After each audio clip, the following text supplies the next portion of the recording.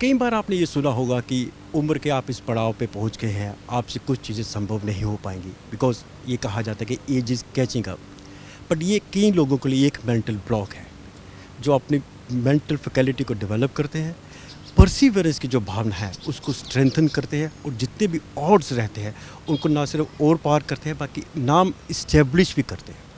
एक ऐसी शख्सियत आज हमारे साथ हमारे बीच में मौजूद है, मेजर जनरल विक्रम देव डोगरा साहब। ये आर्मी के स्वॉर्ड ऑफ ऑनर से इन्होंने अर्न की थी IMA में, और उसके बाद इनको one of the finest regiments of the Indian army Poona horse में ये इंडक्ट हुए थे। इन्होंने काफ़ी ऑपरेशंस भी लीड किए हैं। But at the age of 58 जो उनकी सबसे इम्पोर्टेंट जो उनके क्रेडेंशियल्स हैं, इन्होंने आयरन मैन रेस को जीता। आप कई लोगों ने इसका नाम भी नहीं सुना होगा कि आयरन मैन रेस होती क्या है। अब हम इन्हीं से सुनेंगे और हमें ज़रूर ये उम्मीद है कि आप इनसे प्रेरित होंगे। जनरल साहब, बहुत बहुत स्वागत है अपना समय देने के लिए और हमारे से बातचीत करने के लिए। जनरल साहब, कई लोगों को आयरन मैन रेस का पता भी नहीं होगा। ये काफ़ी एंड्योरेंस को आपको टेस्ट करती है, तो आप हमारे जो सामीन है, ऑडियंस है, पहले उनको बताइए कि आयरन मैन रेस होती क्या है। आयरन मैन विश्व की सबसे मुश्किल एक दिन का इवेंट है। ये ट्रायथलॉन होती है जिसमें 3 छोटे भाग होते हैं। सबसे पहले आपको स्विमिंग करनी होती है और ये है 3.8 किलोमीटर समुद्र के अंदर स्विम होता है। उसके बाद आपको 180 किलोमीटर की साइकिलिंग करनी है एंड उसके बाद आपको 42.2 किलोमीटर्स की रनिंग करनी है। और तीनों इवेंट आपको बैक टू बैक 16 घंटे के अंदर अंदर कंप्लीट करने होते हैं। और अगर आप करते हो तो फिर आपको खिताब मिलता है आयरन मैन का। तो ये आयरन मैन रेस होती है। जिस तरह से आपने बताया कि कितनी फिजिकल एंड्योरेंस आपकी टेस्ट होती है इस रेस को लेकर, अभी ये कई लोगों को ये भी नहीं मालूम होगा। जनरल साहब ने अपनी जो लेक्चर दिया, उन्होंने कहा कि when he was quite confident कि इनको लेफ्टिनेंट जनरल बना दिया जाएगा, बट क्या तकदीर में क्या लिखा था, he could not make it. तो इनके अंदर एक सेंस ऑफ लॉस की भावना आई थी। उसको ओवर पावर करने के लिए फिर इन्होंने इस रेस में अपने आप को के लिए ट्रेन किया और उस खिताब को भी जीता। तो सर, ये जो आपने 58 में इस रेस में पार्टिसिपेट करने का जो फ़ैसला लिया, ये आपके माइंड में कैसे आया? एक्चुअली क्या था कि जब जैसे आपने बताया प्रमोशन नहीं हुई मेरी, तो बहुत ही मेरे को बुरा लगा कि मेरे में कुछ कमी है। और मेरे को ऐसा लगा कि मेरे वजह से मैं नहीं हुआ प्रूफ, तो मेरा कॉन्फिडेंस अपने में थोड़ा कम हुआ, सेल्फ़ एस्टीम कम हो गई। तो मैं ऐसे तकरीबन 1 साल चला इस हालत में, जबकि मैं बहुत ही निराश था। मैं किसी से मिलता नहीं था क्योंकि मेरे को लगता था लोग क्या कह रहे होंगे कि ये बहुत सोचता है बहुत हाई फ्लाइंग है, मगर अप्रूव नहीं हुआ। तो 1 साल ऐसे रहने के बाद डिप्रेसिव स्टेट ऑलमोस्ट में मेरे को फिर ऐसा लगा कि कुछ करना चाहिए इसमें से निकलने के लिए। तो मैंने ढूंढना शुरू किया क्या मैं ऐसा कर सकता हूँ जो कि अगर मैं करूँगा मेरे को लगेगा कि मेरे में काबिलियत अभी भी है वो करने की जो मैं चाहता हूँ। तो मेरे को ये इवेंट मिला यूट्यूब के ऊपर, और जब मैंने इसके डिस्टेंस देखे तो मेरे को लगा ये तो इम्पॉसिबल है करना, और अगर मैं ये कर सकूँ तो मेरे को अपना कॉन्फिडेंस वापस आ जाएगा और सेल्फ एस्टीम आ जाएगी। तो इसलिए फिर मैंने ये इवेंट चुन के इसकी ट्रेनिंग स्टार्ट की। सर, आपने बताया कि एक तो आपका जब प्रमोशन नहीं हुई तो एक सेल्फ कॉन्फिडेंस आपके लूज़ किया आपने, पर जब फिर आपने यूट्यूब पे देखा कि अगर मैं इस इवेंट को अगर मैं जीत भी सकता हूँ, तो वो ना सिर्फ मेरा एक सेल्फ कॉन्फिडेंस रिकवर होगा, बल्कि I will be able to establish myself in front of my own eyes itself. तो ये एक बड़ी इंपॉर्टेंट चीज़ रहती है। पर सोचना, देखना और करना और जीतना, सर ये पड़ाव बड़े मुश्किल होते हैं। तो यंग जनरेशन को आप बताएंगे how did you achieve this target? Sir, क्या ट्रेनिंग रही, कैसे अपने मेंटल फैकल्टीज़ को डेवलप किया? सर, ये उनका थोड़ा डिटेल में आंसर दीजिए। सबसे पहले तो मैं ये बताऊंगा कि मुश्किल है, मगर मैं ये भी कहता हूँ कोई भी कर सकता है। और इसको करने के लिए सबसे पहले आपको मेंटली अपने आप को कन्विंस करना है कि मैं कर सकता हूँ। अपने में कॉन्फिडेंस होना चाहिए, वो सबसे पहला पड़ाव है। उसके बाद आपको ट्रेनिंग करनी है, और इतनी लंबी ट्रेनिंग करनी है, इसलिए उसके छोटे छोटे हिस्से करने हैं ट्रेनिंग के। जैसे बोलते हैं ना, डिवाइड इनटू स्मॉलर गोल्स।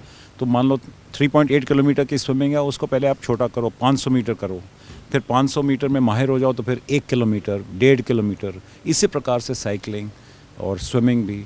और इसके साथ साथ आपको अपनी नरिशमेंट क्या खाते हो आप, और क्या पीते हो, क्योंकि हाइड्रेशन, इन दोनों को चीज़ का भी बहुत ख्याल रखना चाहिए।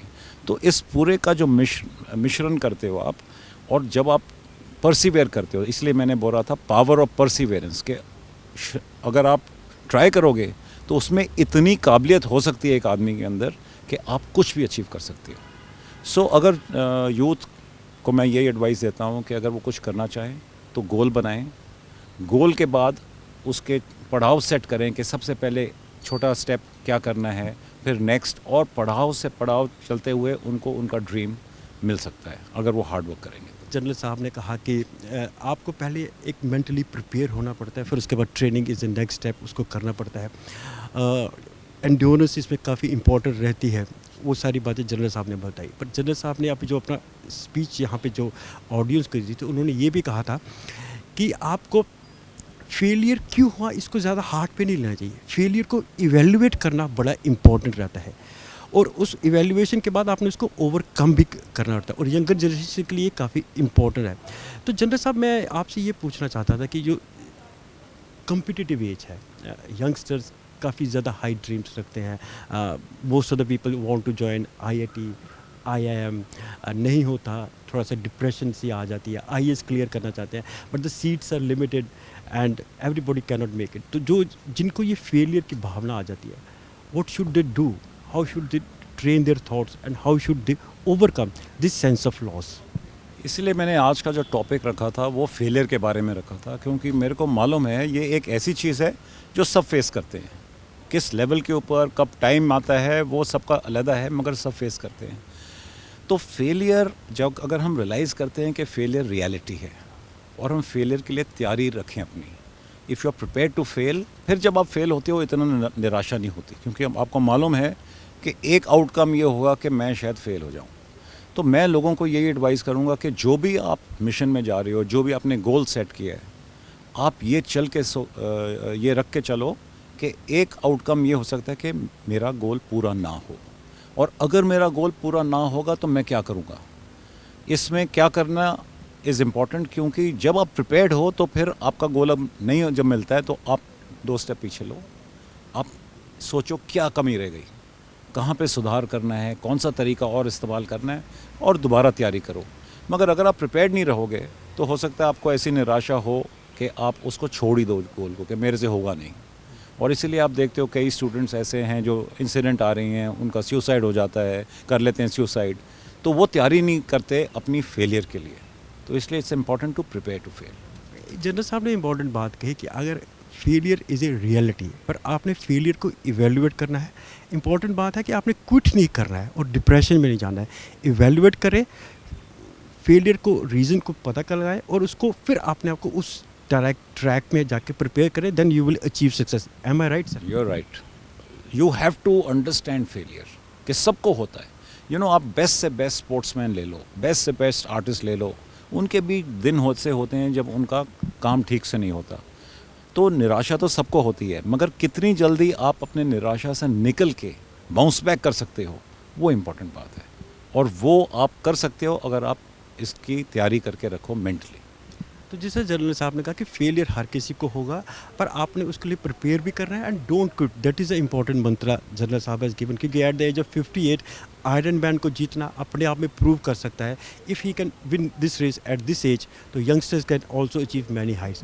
तो जनरल साहब, लास्ट में आपसे ये पूछना चाहेंगे, क्योंकि ये यंगस्टर्स के साथ आपकी इंटरेक्शन थी, छोटे शहर के हैं, बड़े शहर के हैं, तो आप उनके लिए क्या मैसेज देना चाहेंगे? क्योंकि because the world is opening up, there are so many opportunities.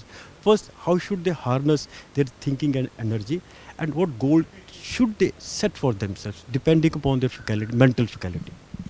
मेरा मैसेज उनको यही होगा कि आप अपने जो गोल्स हैं उसमें अपने आप को लिमिट मत करो, क्योंकि हम अपने गोल को कम रखते हैं क्योंकि हमारा माइंड सोचता है कि ये हमसे होगा नहीं। So have big goals, big dreams. एक बार आपने बिग ड्रीम जब बना लिया, फिर आपने उसको अचीव करने के लिए हार्ड वर्क करना है।